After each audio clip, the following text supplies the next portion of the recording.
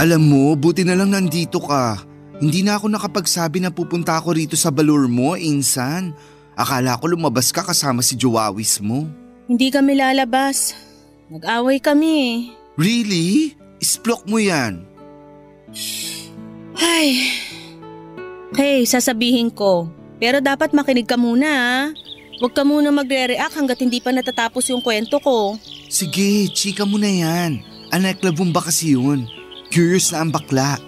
Nag-away kami kasi ayokong sumama sa kanila. Nagyaya kasi si Alexis na pumunta sa bahay nila para tumambay. Ayoko kasi naiinis ako dun sa mama at Kuya Edgar niya. Inano ka ng Mudra Kels at Kuya Kels ng jowa mo? Naiilang kasi ako sa kanila. Nahihirapan akong pakisamahan sila kasi lagi nila akong kinukumpara sa ex-girlfriend ni Alexis. Pag nagkukwentuhan kami, lagi nilang sinisingit yung babae na yun na para bang hindi pa rin sila makamove on sa hiwalayan nila ng boyfriend ko. Yung nanay niya ang laging nangungunang mag-open ng topic. Tapos sinisigundahan ng kuya niyang epal. Talaga? Anong say nung Kuya Kels? Tama naman daw mama nila kasi mas lamang daw sa akin ng 5 paligo yung ex. Mas maganda at mas sexy din daw siya. Ay, sinabi niya yun? Oo. Gigil ako sa Kuya Kels niyang yun ha. But, ang may wagang tanong, anong ginawa ng jowa mo? May sinabi ba siya para maresbakan yung kuya niya? Yun nga wala siyang sinasabi. What? Where? When? Why? Ay, meron pala.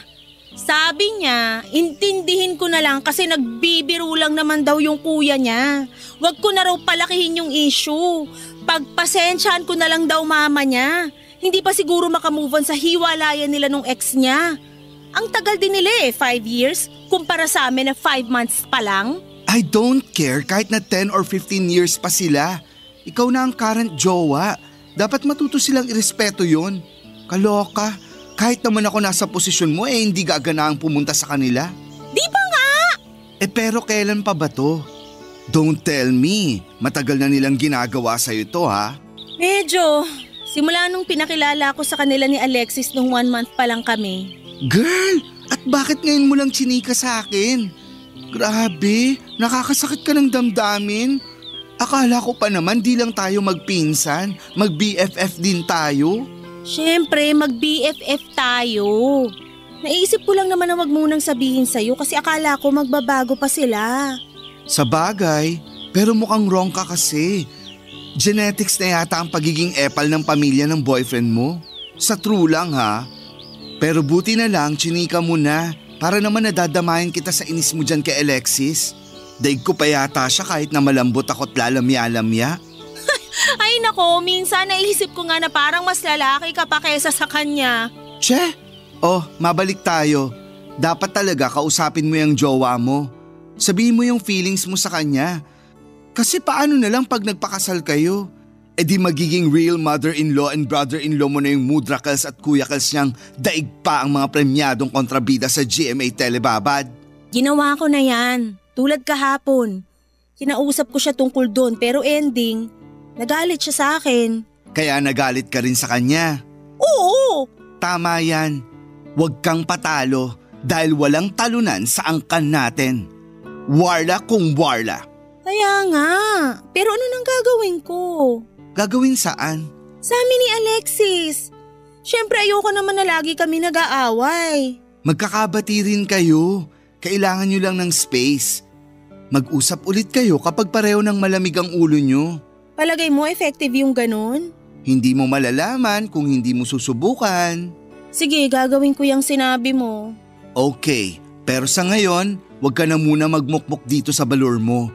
Kaya nga ako dumaan dito kasi susunduin sana kita. Rarampa tayo. Saan naman? Kain tayo dun sa bet kong Korean restaurant. Balita ko tambahin daw yun ng mga poging oppa. Kaya tara let's! Aaura tayo yes! Papa Dudut, hindi ako exaggerated sa pagkakwento sa pinsang kong si Chini tungkol sa ugali ng pamilya ng boyfriend ko. Wala naman talaga akong planong banggitin yon kahit kanino kasi ayokong masira ang image ni Alexis, lalong-lalo na sa pamilya ko. Pero hindi ko na kayang solohin pa ang lahat. Isa pa'y malungkot ako noon dahil nga nag-away kami at kung ano-anong masasakit na salita ang sinabi niya sa akin porque ayokong pumunta sa bahay nila. Hindi naman sa pagkukumpara pero wala naman akong naging problema sa pamilya ng mga ex ko dahil marunong naman akong makisama. Tiwala rin ako sa communication skills ko kaya alam kong marunong akong magdala ng usapan. Pero bukod tangi yung pamilya ng boyfriend ko dahil nahihirapan akong pakisamahan sila. Pinararamdam nila mismo na ayaw nila akong pakisamahan. Sino ba na bang gaganahang pumunta sa bahay nila? Mag-lunch at dinner kasama nila kung palagi na lang nilang bukang bibig ang ex-girlfriend ni Alexis bago naging kami. Kesyo, mas maganda raw, mas mabait, mas malambing. Nakakainis nang marinig yon, lalo na sa mama at sa kuya pa mismo ng boyfriend ko nang galing. Wala naman akong magawa kasi ayokong pakawalan yung inner demon ko dahil baka magkagulo kami. At ang mas nakakalungkot ay wala man lang ginagawa si Alexis para sawayin ang mama at ang kuya niya. Mas nainis pa nga siya sa akin kapag nagsimula na akong sumimangot.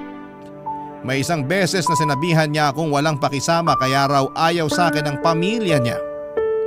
Grabe. Kumulo talaga ang dugo ko noon pero pinigilan kong umakyat sa ulo dahil baka hindi na ako makapag-isip ng matino. Kung meron mang akong kasundo sa pamilya nila ay walang iba kundi ang bunso niyang kapatid na 7 years old. Siya lang ang madalas kong kausap at kabanding kapag nandun ako sa bahay nila. Katulad na lamang nung isang beses na nag-invite ulit ang parents ni Alexis na mag-dinner sa kanila and that time ay pumunta na ako, Papa Dudut.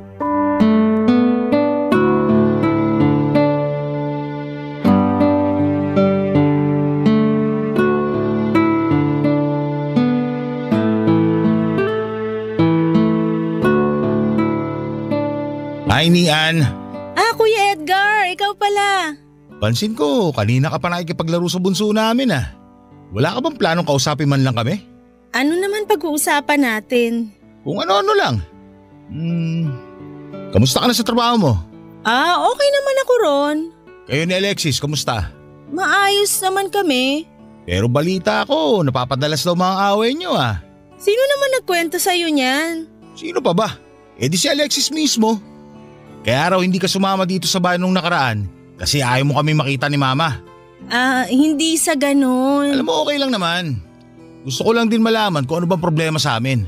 Ha? Wala naman. Sigurado ka? Ayoko lang na kinukumpara niyo ako sa ex ni Alexis. Magkaibang tao naman kami. Kapag kasi nababanggit niyo siya sa mga kwentuhan tapos kasama niyo ko, medyo nasasaktan ako. Ganun ba? Pasensya ka na kasi akala namin ayos lang sa'yo. Hindi ka naman kasi kumikibo pero yun pala, dinadamdam mo na. Pero handa naman ako nakalimutan yun, hindi ko naman kayo matitiis. Pamilya kayo ng boyfriend ko eh. Promise, lilimitahan na namin pagbanggit sa ex ni Alex. Kakausapin ko si Mama tungkol doon. Naku, baka magalit si tita. Baka isipin niya masyado akong maramdamin. Hindi yun. Ako nang bahala kay Mama. Thank you. Wala yun, ano ka ba? Okay na tayo? Okay naman talaga tayo. Sabi mo yan ha? Oo, okay tayo. Kung ganun, pwede ba ako humingi ng pabor? Pabor? Anong pabor? Malapit na kasi yung birthday ko eh. Gusto ko sanang regaluhan mo ako ng bagong helmet. Yung tigta 3,000 para naman magandang klase. Ano? Yung tigta 3,000 ka ako. Sige na, birthday ko naman eh. Seryoso ba yan? Mukha ba ako nagbibiro? Tutulungan kita humanap ng design. Tapos isisend ko na lang sa messenger mo para hindi ka na mahirapan. Pero masyado naman yata ang mahal yung regalo na gusto mo. May trabaho ka naman eh. Kayang-kaya mo na yun. Pero malaking halaga pa rin yun, kuya. Sige ka, pag hindi mo ko binili nun, magtatampo ko sa'yo. Ayoko ng ibang regalo. Gusto ko ng bagong helmet. Kaya yun na ibigay mo sa akin, ha? Ewan ko lang. Titingnan ko muna yung budget ko. Kung wala kang pera, i-credit card mo na lang. Yan naman yung medyo hindi ko basta-basta ginagawa. Para yun lang ipagdadamot mo pa. Ang regalo pag birthday, dapat magarbo kahit papaano. Buti pa talaga yung ex ni Alexis eh. Maganda at mahal ko magregalo. Kaya gusto ko siya kaysa sa'yo eh. Mas galante, mas madaling hingan. Ikaw, ang kunat mo. Sana talaga hindi na lang sila naghiwalay ni Alexis. Papa Dudut, wala naman akong personal na galit kay Kuya Edgar ng boyfriend ko. Pero bukod sa mama niya na napagpapasensyahan ko pa, siya talaga yung palaging sumasagad sa pasensya ko. Napakahangin kasi niya at akala mo ay kung sinong umasta. Palibhasa paborito siya ng mga magulang nila. Para sa akin kahit na 30 anyos na siya, para pa rin siyang bata kung mag-isip.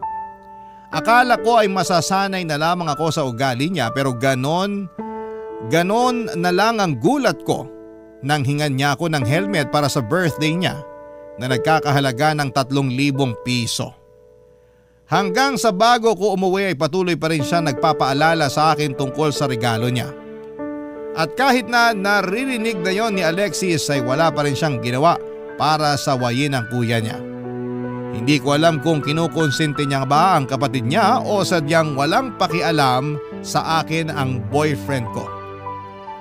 Ano man sa dalawang yon ay pagod na pagod ako physically, emotionally and mentally ng gabing yon. Matapos kong manggaling sa bahay nila, Papa Dudut. Barangay Love Stories. Barangay Love Stories. Papa Dudut, makalipas ang isang buwan ay naloka na naman ako dahil nag-follow up sa akin via messenger si Kuya Edgar tungkol sa regalo ko sa paparating niyang birthday. Ang halaga dapat ng na 3,000 yon at sa isip ko ay ganon na ba talaga kakapal ang mukha niya para humingi ng regalo sa akin na ganon kamahal. Hindi naman sa hindi ko kayang bumili noon pero ayoko lang talaga dahil sino ba siya sa buhay ko. Hindi nga niya ako tinatrato ng maayos kapag nasa bahay nila tapos ay hihingan niya ako ng regalo na ganon kamahal. Pero ang isa pang nakakaloka ay pinatatabi niya ni Edgar ang resibo para masigurado raw niya na nagkakahalaga ng 3,000 ang regalong binili ko para sa kanya. Aaminin kong na-pressure ako ng mga panahong yon. Pero ayoko namang galawin ang savings ko o umutang para lang makabili ng gusto niya. Kaya nga ang ginawa ko, bumili pa rin ako ng regalo pero worth 500 pesos lang. At nung araw nang sumapit nga ang birthday ni Kuya Edgar, naisip kong kausapin ang boyfriend kong si Alexis, Papa Dudut.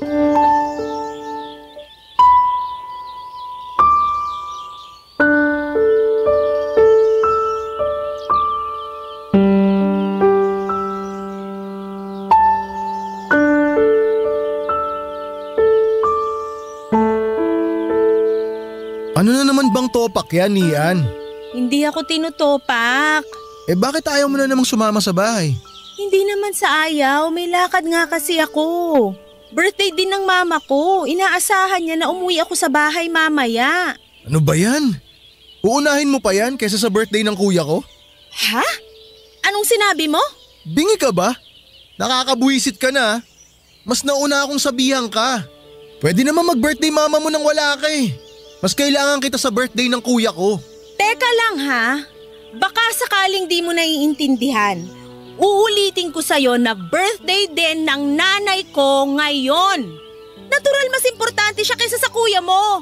Kung kaibigan ko yung may birthday, sige, okay lang hindi pumunta. Pero hindi mama ko yun. Kaya hindi pwedeng wala ako doon. Oo na, nanay mo na may birthday.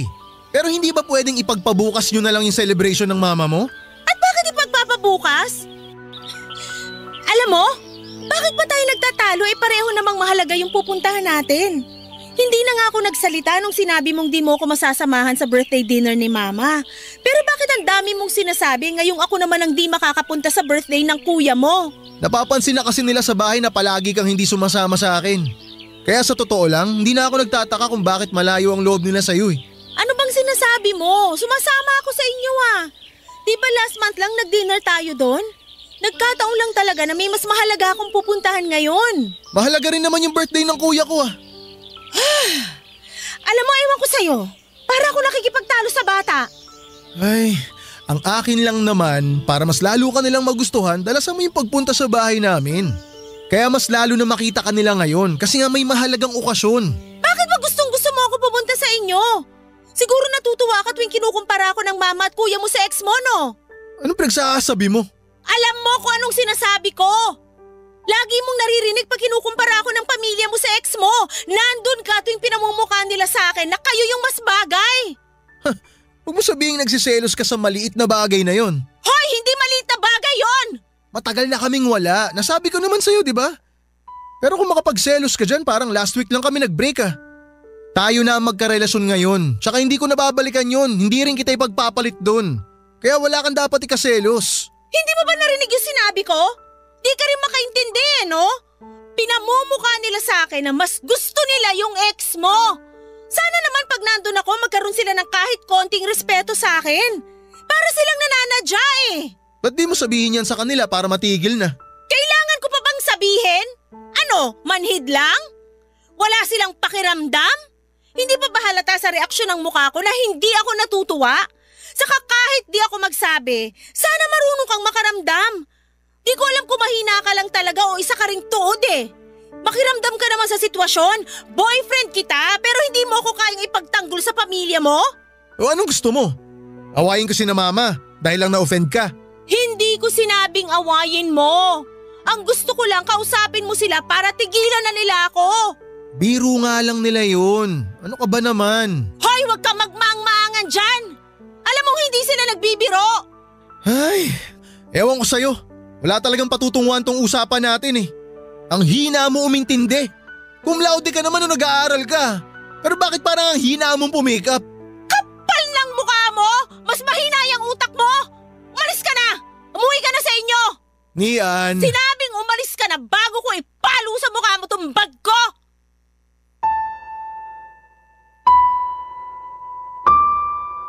Papa Dudut, nagkapatong-patong na talaga ang inis at galit ko kay Alexis. Kaya muntik na akong maging bayolente. Para talaga akong nakikipag-usap sa batang 10 taong gulang. Napaka-enabler niya sa ugali ng mama niya at kuya niya. Para bang hindi na niya nakikita na mali ang ginagawa nila. Pero pagdating sa akin, ang bilis niyang magalit o mapikon. Napaisip tuloy ako kung mahal niya ba talaga ako, Papa Dudut. Kasi hindi man lang niya ako magawang ipagtanggol sa pamilya niya. Hindi talaga ako pumunta sa birthday ni Kuya Edgar. Sumakto rin kasi talaga na birthday ng nanay ko. Mas priority ko si mama kahit matagal na akong naimbitahan ni Alexis. Ipinaabot ko na lamang sa boyfriend ko yung regalo ko para naman wala na ring masabi sa akin ng kuya niya. Pero masama talaga ang loob ko sa kanila. Lalo na sa boyfriend ko. At hindi kami kaagad nagkaayos kahit na lumipas ang 2 araw. Dumating ang punto na ako na ang humingi ng sorry sa kanya sa hindi ko pagpunta sa kanila noong birthday ng kuya niya. Nagkaayos din naman kami ni Alexis pero hindi ko siya nakitaan ng pagbabago kahit na matapos ang naging pagtatalo namin tungkol sa issue ko sa pamilya niya. Ako na lamang ang sumuko kasi nakakapagod talaga. Lumipas ang 2 linggo at napansin ko na cold sa akin ang boyfriend ko. Naikwento ko yon sa pinsang kong si Chini at sinabi niya na baka may ibang inaatupag si Alexis. Kaya ganoon na lamang siya, ka-unbothered sa akin. Nung una ay hindi ako naniniwala. Pero may kung anong boses sa loob ko na nagsasabi na mag-imbestiga ako. Kaya nga first time ko noong tinignan ang cellphone niya upang i-check kung may dapat ba akong ikagalit. At hindi nga ako nagkamali dahil meron nga. Ewan ko kung talagang sinasadya ni Alexis na hindi itago ang pakikipaglandian niya sa ibang babae para mabasa ko o sadyang tatanga-tanga lamang siya, Papa Dudut.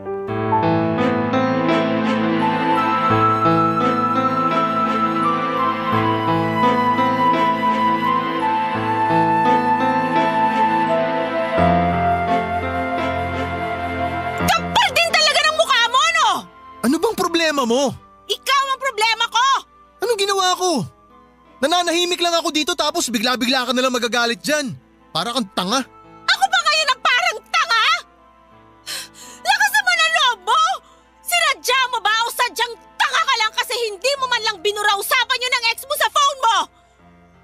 Kamusta landian nyo? Masaya ba? Masarap ba sa ego mong hayop ka? Ha? Anong landian pinagsasabi mo? Yan ka na naman sa tanga-tangahang portion mo eh! Ikaw naman kasi. Kasalanan mo yan. Nangingialam ka ng phone ng my phone eh. O yan, tuloy na pala mo. Ah! Proud ka pang hudas ka? At ako pa pala may kasalanan ngayon? Napakahayop mo! Hindi mo naman ginagawa yan dati. Nabulaga ka tuloy. Eh kinukutoban na ako sa iyo eh! At buti na lang sinunod ko puso ko na silipin phone mo! Eh di ngayon nagkaalaman na! Kapal na mukha mo, Alexis! Sabihin mo! Matagal na ba kayo naglalandian ng ex mo? Umamin ka! Anong landian? Walang ganon. Nag-uusap lang kami ng maayos. Sang parte ng landian nyo yung maayos doon? Ha? Nabasa ko nga convo nyo! Di ka ba nakikinig? Nabasa ko lahat! Ayun ba yung nag-uusap ng maayos? Yung sinabi niya na mahal ka pa rin niya tapos nag-reply ka na may feelings ka pa rin sa kanya? Walang ibig sabihin yun. Huwag mo na nga akong gawing tanga! Lalo lang nadadagdagan mga kasalanan mo sa akin eh! Wala nga lang yun. Narealize ko na nadala lang ako sa usapan kaya ako yung nasabi sa kanya. Matagal na yung usapan namin na yun. Anong matagal na? Eh kahapon lang yung convo nyo na yon! Bakit ba kasi pinagpipilitan mo may gusto pa rin ako sa ex ko? Sinasakyan ko lang naman siya. Wow! So dapat pala magpasalamat ako na sinasakyan mo lang siya. Kaya nasabi mo na may feelings ka pa rin sa kanya. Ayos ka rin talaga, no? Di ka man lang nagsisisi sa ginawa mo sa akin? Gusto mo humingi ako ng sorry sa'yo? Eh di sorry. Ang baho talaga na ugali mo, Alexis! Ang kapal ng mukha mo! Tumigil ka na, Nian ha. Nagsorry na ako. Huwag mo nang palakihin to. Sige nga! Pag ako yung nahuli mong nakikipaglandian sa ex ko at sinabi ko na sinasakyan ko lang din siya, nawala lang yun. Ayos lang ba yun sa'yo? Subukan mo lang na gawin yun. May kalalagyan ka talaga sa akin. Kita mo na? Ay, hindi pa ba tapos tong issue na to? Gusto ko na mag-move on. Para ka naman kasing tanga eh. Nagsorry na ako, di ba? Hirap kasi sa inyo mga babae, dami yung satsat. Akala nyo kung sino kayong perpekto na hindi nagkakamali. Hindi ko naman sinasabing perpekto ako ah. Saka magkaiba yung pagkakamali na hindi sinadya sa sinadya. Saka akala mo ba magiging maayos na lahat porke nag-sorry ka na? Kung ayaw mo ng sorry ko, edi bahala ka sa buhay mo. Makauwi na nga. Buwisit. Hoy! Saan ka pupunta? Wala ka nang pakialam doon. Siguro pupuntahan mo yung ex mo, no? Oo, pupunta ako sa kanya. Kasi buti pa siya, hindi praning. Hindi rin siya naninigaw katulad mo. Nakakairita yung bunganga mo. Sa totoo lang, ang sarap mong busalan. Ang kapal talaga ng mukha mo! Sige, umalis ka na! Magsama kayo ng ex mo! Nako, hindi mo na ako kailangan paalisin. Aalis talaga ako. Kasi di ko na matagalan yung pagmumukha mo. Papadudot, galit na galit ako kay Alexis dahil sa pakikipaglandian niya sa ex niya. Pero mas galit ako sa sarili ko kasi sa kabila ng lahat ay mahal ko pa rin siya. Yun ang dahilan kung bakit pagkatapos kong tawagan si Chini para papuntahin siya sa apartment ko at isumbong yung nangyaring sagutan namin ni Alexis ay hindi ko pa rin kinaya na hiwalayan ang boyfriend ko. Tinanggap ko na lamang ang sinabi ng pinsan ko na may pagkabobo ako pagdating sa pag-ibig. Kaya siguro hindi ko kaagad mabitawan si Alexis ng mga panahon na yon. Kasi matapos kong maging single ng 2 taon ay siya na ang naging karelasyon ko. Siguro kaya gusto kong isalba yung kung anumang meron kami kasi ayaw ko nang bumalik sa pagiging single. Natakot na kasi ako makipagrelasyon sa iba kung sakali. Para bang nagka-trauma na ako sa mga ex-boyfriend ko na niloko ako at ginawang panakip butas.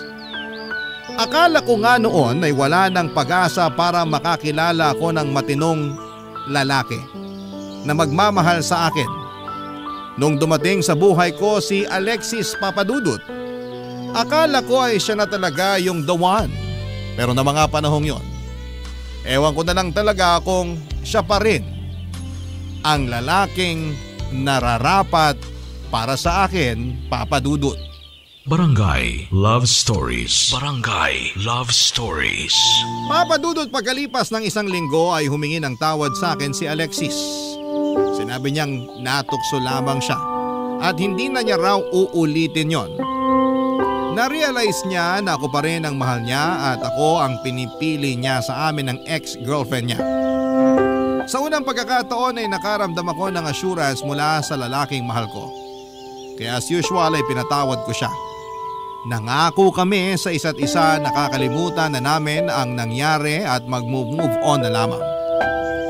At bilang unang hakbang ay hindi na ako nakipagtalo sa kanya nang sabihin niyang pumunta raw ako sa bahay nila para sa despedida ng papa nila na noon ay babalik na sa ibang bansa.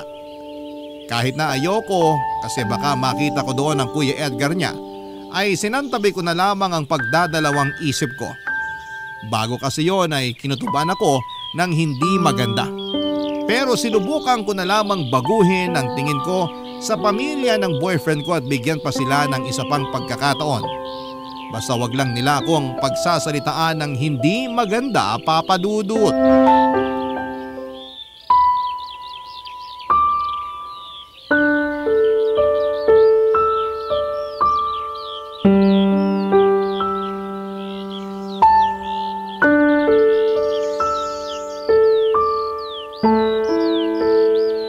Nakakatampo ka naman. Hindi ka talaga pumunta nung birthday ko. Pasensya na. Sakto kasi na birthday din ng mama ko nung araw na yun. Inaasahan niya na uuwi ako sa bahay. Ganun ba? Iruin mo yun. Magka-birthday pala kami. Belated happy birthday sa mama mo. Thank you. Nga pala. Natanggap ko na yung regalo mo sa akin. Tatapatin na kita ha. Hindi ako natuwa. Inaasahan ko ng helmet yung ibibigay mo sa akin.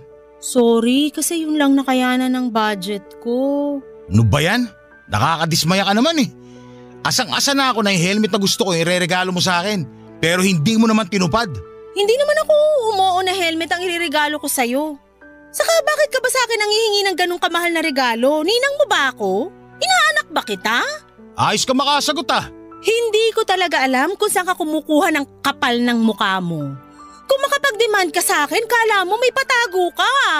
Mabuti sana kung maayos trato mo sa akin pag nandito ako sa inyo. Ilagi mo ngang pinamumukha sa akin na wala akong binatbat sa ex-girlfriend ng kapatid mo. Bakit? Nasasaktan ka? Totoo naman kasi lahat ng sinabi namin ni Mama tungkol sa'yo. Wala ka naman talagang binatbat sa ex ni Alexis. Ang laki na lamang niya sa'yo. Imburnal ka kung ikukumpara sa kanya. Wow! Nagsalita ang ugaling kanal! Hoy! Sa ating dalawa, mas pusali ang ugali mo. Wala akong ginawang masama sa pamilya nyo. Pinakisamahan ko kayo pero kayo yung hindi marunong makisama. Bastos kayo! Mga walang respeto! Lalong-lalo ka na! Sinong re-respetuhin ko? Ikaw? Kapal mo, tanga! Yung mga katulad mo hindi nire-respeto. Bakit? Sino ka ba sa akala mo? Feeling mo kagalang-galang ka? Oo! O ano na naman to? Bakit kayo nagsisigawan? Mabuti dumating ka na. Paki-stapleran mo nga yung bunganga nito syota mo. Walang hiya! Ano bang problema nyo ni Nian, kuya? Ako? Wala akong problema. Pero yung syota mo, mukhang malaki problema sa amin ni Mama. Ano na namang inaano mo, Nian? Akala ko ba napag-usapan na natin to? Bago ka magtanong sa akin ng ganyan, sana inalam mo muna yung buong pangyayari. Ay, ang daming arte talaga. O sige, sabihin mo sa akin kung ano na naman yung issue mo kina mama at kuya. Wala akong issue sa mama mo, pero dyan sa kuya mo, malaki. Hindi na nga nagpasalamat sa binigay kong regalo, nakuha pang mang-insulto. Huwag kang maniwala dyan sa syota mo sinungaling. At kanino maniniwala si Alexis? Sa'yo? Oo, kasi kuya niya ako. Pwede ba? Tumigil na kayo. Pareho kayong mainit eh. Bakit kasi hindi nyo kayang pag-usapan yung problema ng maayos? Hindi yung nagpapataasan kayo ng pride. Hindi ako nakikipagtaasan ng pride sa kuya mo. Napuno na lang talaga ako kasi masyado siya. Kaya mas lalo ka naming inaayawan ni Mama eh. Pangit mo ka, Banding. Bakit kasi kayo pa rin ng babaeng to? Akala ko pa naman nagkabalikan na kayo ng ex mo. Kuya talaga? Ngayon mo itatanong yan? Para ka naman tanga eh. Anong nung hindi ka pumunta ng birthday ko, inimbita namin ex niya dito para magkita at magkausap sila ni Alexis. Baka sakaling meron pang pag-asa na magkabalikan sila. Akala namin maghihiwalay na kayo. Nagulat na lang kami ni Mama na ikaw pa rin pala syota nito. Mahina talaga tong si Alexis eh. Totoo ba yon, Alexis? Sorry, magpapaliwanag ako ni Ann. Kapal ang mukha mo! Sinasabi ko na nga ba eh! Sinadya mo yung pakikipaglandian mo sa ex mo eh! Nag-sorry na nga ako, di ba? Kainin mo yung sorry mo!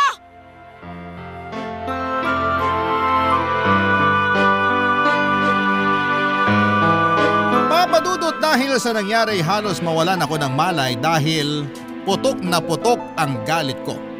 Pero nakayanan ko pa rin namang mag-walk out paalis sa bahay nila Alexis. Kasi pakiramdam ko ay lalo akong magmumukhang miserable kung hindi pa ako uuwi. Sobrang banas ko kay Alexis dahil sa nalaman ko. Ang kapal ng pagmumukha niya.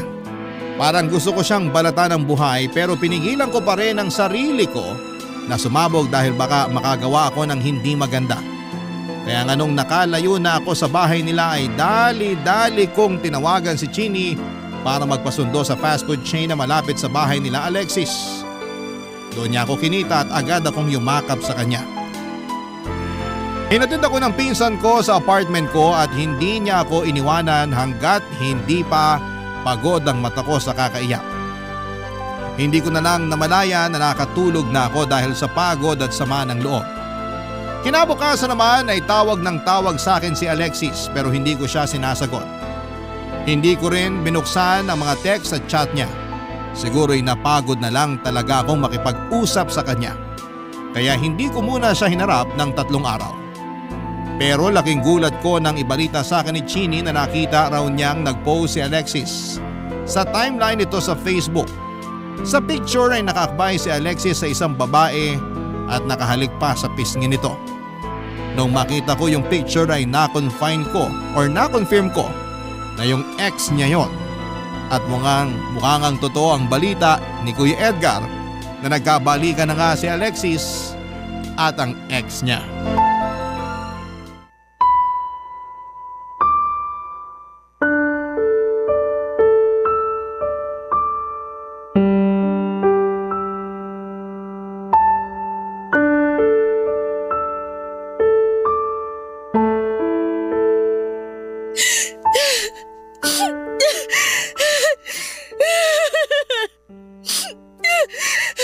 Uy, Insan, Tana.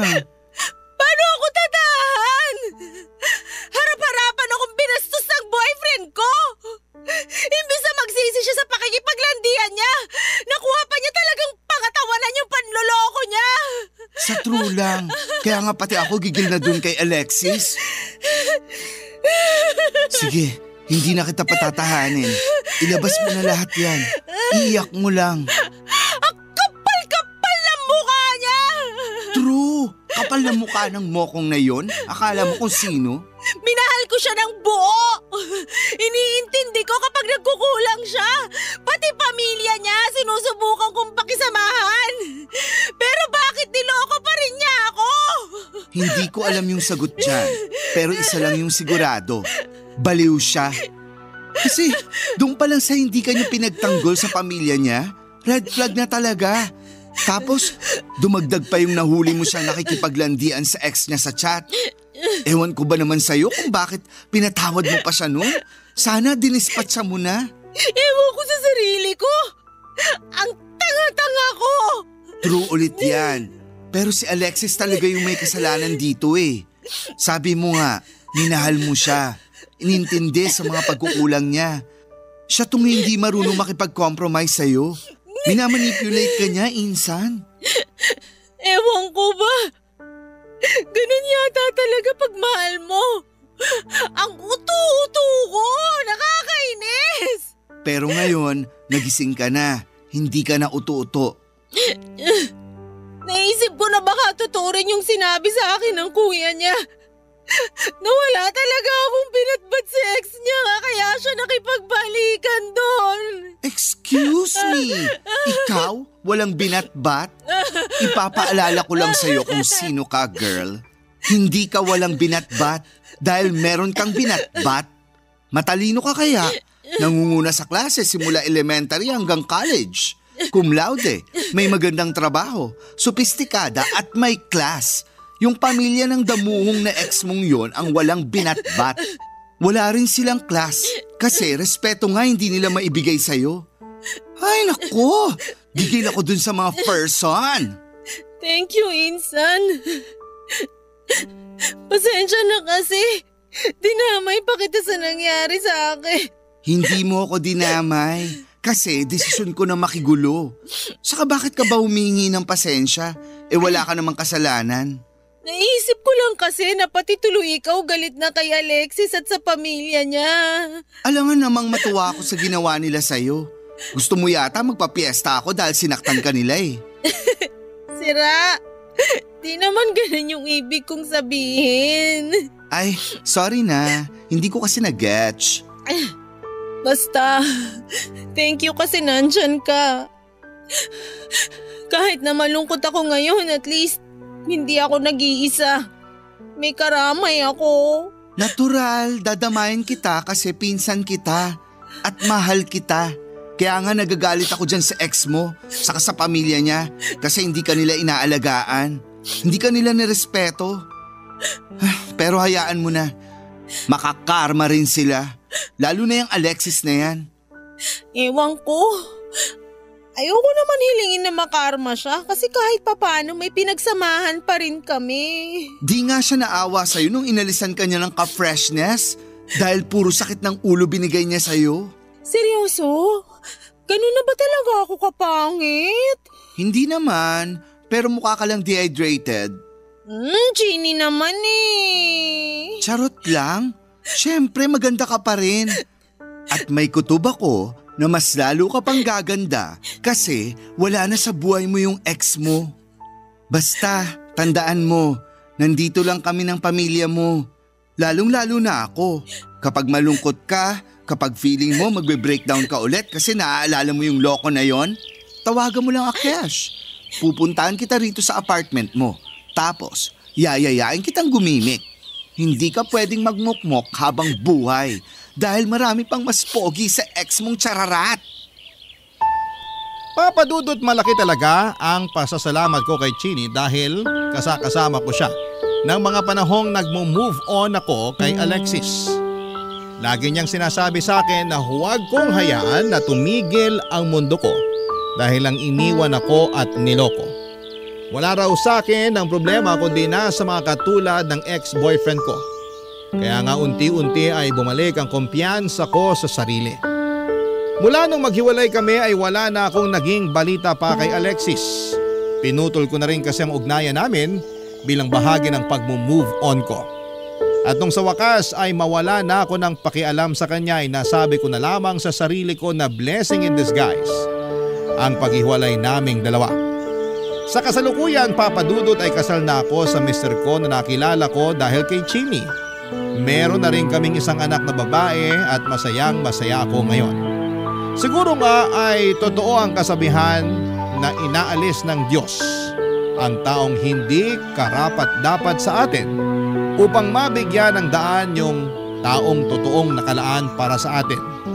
Yun kasi ang nangyari sa amin ng mister ko. Aminin ko na nung naghiwalay kami ni Alexis ay naisip kong magpaka-single na lamang forever.